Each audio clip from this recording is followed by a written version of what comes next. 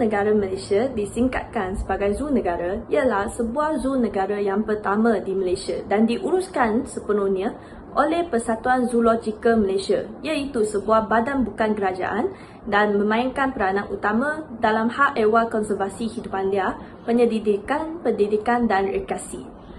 Ia mula dirasmikan pada tahun 1963 oleh Perdana Menteri Malaysia yang pertama, Almarhum Tunku Abdul Rahman Putra Al-Haj.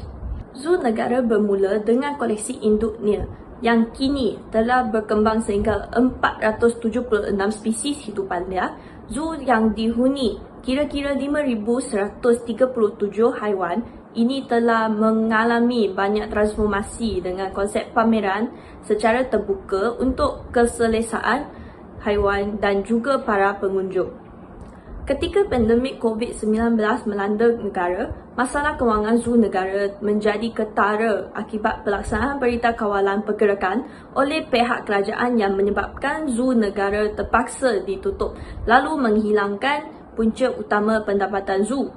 Sepanjang pandemik, pihak zoo negara terpaksa bergantung kepada sokongan awam seperti pelaksanaan inisiatif haiwan angkat serta sumbangan makanan oleh golongan petani. Pihak Zoo Negara dikatakan memperoleh peruntukan sebanyak 1.3 juta ringgit Malaysia oleh pihak kerajaan pada April 2020 tetapi hanya dapat bertahan selama sebulan disebabkan oleh kos pengurusan zoo yang tinggi. Selain itu, pihak Kementerian Tenaga dan Sumber Asli juga menyalurkan kira-kira 1.3 juta ringgit Malaysia pada Jun 2020 sebagai bantuan menampung peruntukan penyelenggaraan lazim zoo negara. Assalamualaikum warahmatullahi wabarakatuh. Nama saya Cik Muhammad Ehsan bin Cik Suhaimi. Jadi saya akan meneruskan perbincangan kumpulan kami berkaitan dengan punca ataupun faktor masalah kewangan di zoo negara. Seperti yang kita tahu, sejak negara kita dilanda COVID-19, kerajaan mengambil inisiatif untuk menjalankan Perintah Kawalan Pergerakan PKP bermula pertengahan bulan Mac 2020 dan ia dijalankan selama 2 bulan, iaitu ia berakhir pada pertengahan bulan Mei 2020. Negara mengambil langkah berjaga-jaga untuk memutuskan rantaian COVID-19 dengan melaksanakan Perintah Kawalan Pergerakan bersyarat iaitu PKPB selama 1 bulan dan Perintah Kawalan Pergerakan ini menyebabkan banyak sektor ekonomi terpaksa ditutup dan salah satu sektor yang paling utama merupakan sektor pelancongan kerana sektor pelancongan membenarkan ramai orang untuk berkumpul dalam satu tempat dan tempat itu menjadi sesak. Jadi aktiviti ini membenarkan risiko untuk COVID-19 itu dijangkiti oleh ramai orang sangatlah tinggi.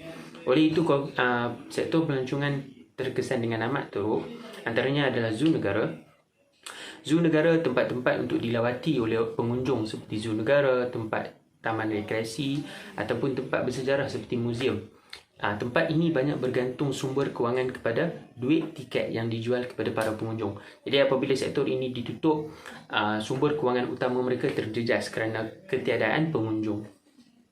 Apabila ketiadaan pengunjung selama 3 bulan, zoo negara yang mempunyai kos yang amat tinggi untuk memastikan haiwan di zoo negara mempunyai makanan yang cukup dan tempat tinggal haiwan di zoo negara diselenggara dengan baik terjejas.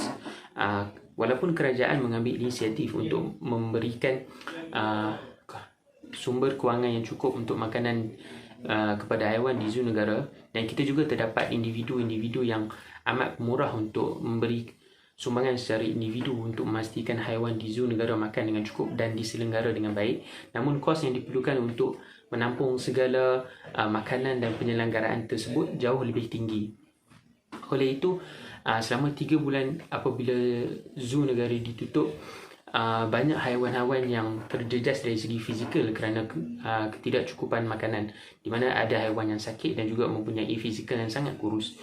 Oleh itu, apabila zoo negara dibuka, ia tidak dapat menarik lebih ramai pelanggan dan pengunjung kerana tarikan di zoo tersebut telah berkurang untuk menarik lebih ramai perhatian daripada pelancong sama ada di dalam negara ataupun di luar negara. Jadi itu sahaja saya rasa. Terima kasih. Berikut adalah beberapa cara penyelesaian bagi masalah kewangan zoo negara. Pertama, Dana 1.3 juta telah disalurkan oleh pihak kerajaan. Selain itu, terdapat sumbangan daripada pelbagai lapisan masyarakat, termasuk kempen Adopt an Animal, telah membantu menambung perbelanjaan dan pengurusan di zoo negara. Pendakwa bebas Ustaz Abid Liu juga menghulurkan bantuan berbentuk makanan untuk haiwan-haiwan di zoo tersebut. Di samping itu, Shopee juga telah bekerjasama dengan pihak zoo negara untuk mengalakkan rakyat Malaysia memberi sumbangan untuk memastikan kesejahteraan haiwan di zoo. Mereka telah menaik taraf dan menambah baik infrastruktur bagi menarik lebih ramai pengunjung. Seterusnya, kerajaan harus terus mengkaji untuk menghentikan sementara dana lain yang tidak perlu bagi institusi yang kurang terjejas dan perlu lebih fokus pada cabaran zoo negara pada masa ini. Dan ini memerlukan lebih banyak tenaga supaya dapat memperbaiki keadaan. Selepas itu, zoo negara yang diuruskan oleh NGO ini perlu diambil alih kerajaan.